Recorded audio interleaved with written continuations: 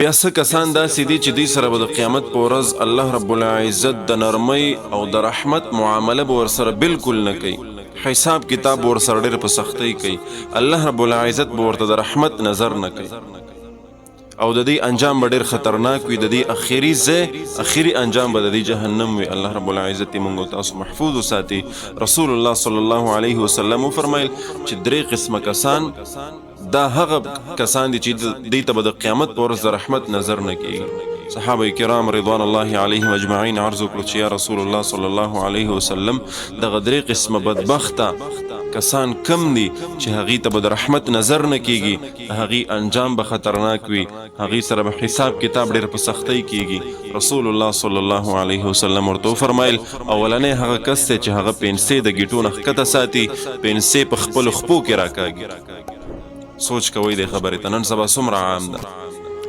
ټامیان حضرات دا غټ چې موږ تاسو دا غټ ورته وایو که نه چې کم ډېر غټ وي د هغه پنسې به لاندې په دې خپو کې د غټ نه مراد تاسو ښه پوهېږئ چې غټ نه مراد زه څوک یادوم.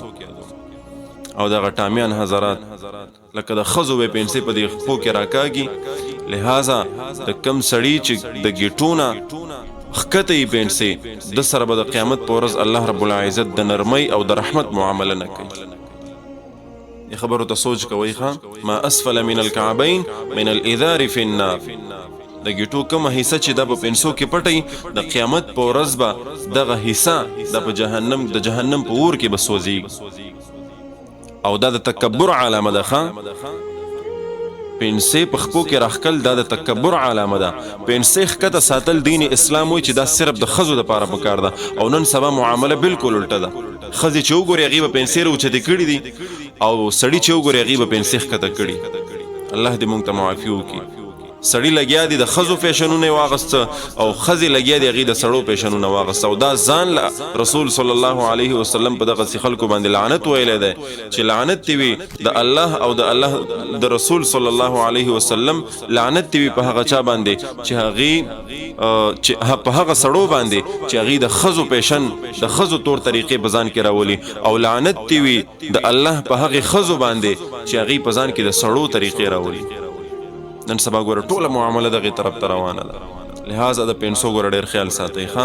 دا ګوره وړه مسله نه ده چې ملا صاحب به د اقامت نه پس آواز وکړي چې پنسې اوچتې کړي. دا صرف مونځ دپاره نه دي. ګوره عام حالت کې پنسې اوچتې ساتل پکار دي او دې ته سپک مه ګورئ. دې ته وړه مسله مه وایئ چې یاره پنسې یا اوچتې یا ښکته یا بره یا کوزې دا ګوره داسې معامله نه ده ښه. ګوره څومره غټ قید رسول صلی الله علیه وسلم ولګولو چې د قیامت په ورځ به الله رب العزت د رحمت نظر ورته نه کوي. د الله رب العزت ذات چې د قیامت په ورځ تاته د رحمت نظر ونه کړي نو بیا سا انجام به صحیح سوچ کوه. دویم هغه کس دی چې هغه احسان فراموشي په یو چا باندې احسان وکړي او معمولی خبره اتر ورسره راشي بیا ورته لګي چې او پلان کیا تا باندې ما هغه احسان نه وکړی، تا باندې پلاني ټایم کې سخت او ما تا ته پیسې نه وي درکړې، ما تا سره منډه ترړه نه والی. کم خلک چې احسان وکړي او بیا یادوي دغسې خلکو ته به هم الله رب العزت د قیامت په ورځ د رحمت نظر نه کوي. د حساب کتاب په وخت کې به ورسره نرمي نه کوي، سخته معامله به ورسره کېږي. لہذا چې په چا باندې احسان وکړو دا د الله د رضا دپاره کوئ. دې دپاره یې مه کوئ چې سبا هغه تا ته راپاڅېږي څه اختلافات څه خبره اتره راشي او ته ورته بیا لګیې چې ما خو په پلاني وخت کې په تا سره دا احسان کړی او تا سره مې دا احسان کړی او ته مې د دې مشکل نه خلاص کړی او تا سره مې دا اساني کړی او دا احسان مې در سره کړی. لہذا یادول به نه کوئ. د الله د رضا دپاره نیکی کر دریا مې ډال، بس جزا به الله رب العزت درکوي. او دریم د ټولو نه خطرناک هغه دا دی چې د قیامت په ورځ به ورسره الله رب العزت د نرمۍ معامله نه کوي. هغه کس دی چې هغه خپله سودا خرڅوي، خپله دوکانداري کوي او د ګټې دپاره په هره سودا کې او په هر ځل دوکاندارۍ کې د قسمونه خوري، بار بار قسمونه خوري او په قسم باندې د خپل مال حال او سودا خرڅوي.